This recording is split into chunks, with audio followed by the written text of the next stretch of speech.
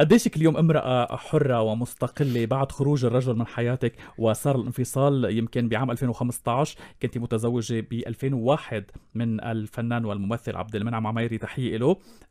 انفصلتوا ب 2015، انحكى كتير بالحادثة أو بالانفصال. تواصلكم يمكن المعلن خلينا نقول عبر الفيسبوك، بتبعتوا مسجات أحيانا، بحس اللي بيتابعك وبيتابعوا بتبعتوا لهلا مسجات عبر الفيسبوك. شو ببعت مسج؟ بوست يعني انا بكون يعني منزل البوست كرمال يقرا عبد المنعم او هو بيبعت. اول شيء عبد ماله على صفحتي عبد المنعم. بس متابعك على فكره، هيك بحس. اكيد، وانا بتابعه يعني، انا من نعم. وقت لتاني بحب اطمن عليه وكذا، بس انا ما بفتح صفحته لاطمن عليه، انا بتصل فيه لاطمن عليه. يعني اخر تليفون بيني وبينه كان امبارح مثلا. بتحكوا لهلا؟ ايه طبعا. إيه طبعا. عبد ليك لك عبد، اول شيء عندك اخطاء تعال صلح. هاتي لي اخطاء بالتواريخ. انا 2003 تزوجت. 2003 حقك علينا. تم اعلان الطلاق 2015. ايه انا قلت 2015، لكن نحن 2013 مطلقين. نعم. وهي اول مره بحكيها، معناتها مو خطأ، هذا سر لاول مره نسمعه. ايه بس يعني انا وعبد والمقربين مننا بيعرفوا تماما هذا الشيء. لذلك اجى الطلاق، يعني اعلان الطلاق وهيك، اجى تحصيل حاصل. لانه هدول السنتين شو كانوا بين 13 و 15؟ صعبين كثير، انه عايشين ومش عايشين مع بعض. ايه صعبين كثير. علي وعليه كمان لا تنسى يعني. انا كمان مره صعبه يعني، انا مالي سهله.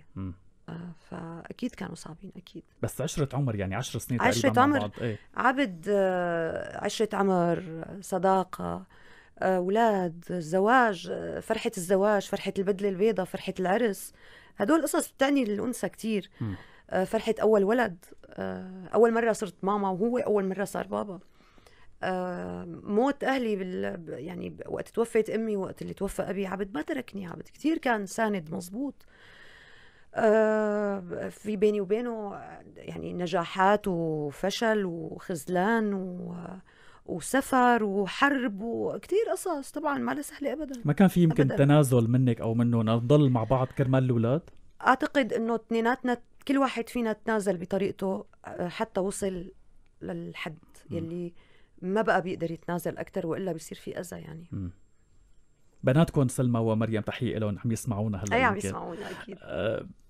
تقبلهم لوضع الانفصال قديش كان متعب لتاخدي اكثر من دور بالعائله، يعني اب وام يمكن وخي لهم يعني. شو رسالتك لهم؟ شو بتوصيهم اليوم؟ شو بدي اوصيهم؟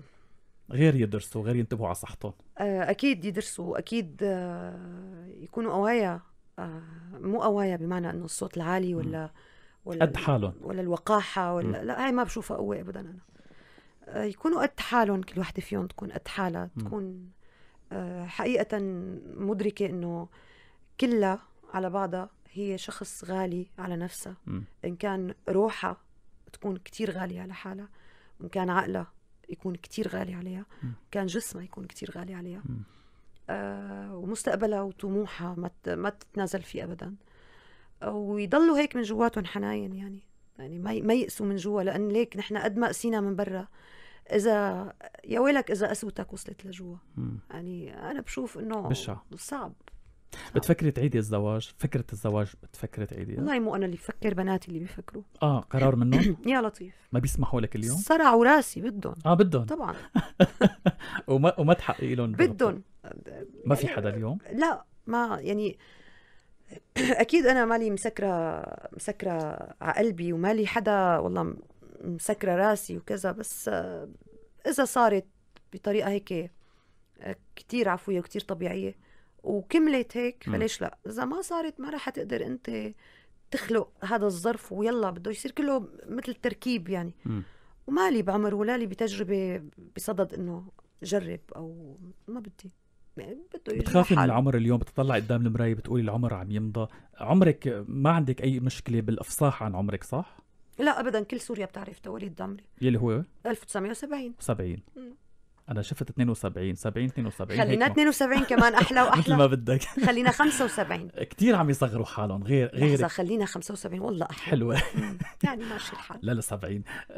كتير بيحاولوا يصغروا حالهم. شو المشكلة بالعمر يعني، غير انه انثى وبتحب والله ما تكون بعرف أصغر؟ يعني، ما بعرف هو حضرتك ما عندك شو اي مشكلة شو العبرة، شو الفكرة من ذلك. مم. أنا حقيقة ما بعرف يعني، بس مرات بقول يمكن ما لازم الجمهور يعرف عمر الممثلة، لأن بصير صعب شرط العمر بينه وبينها.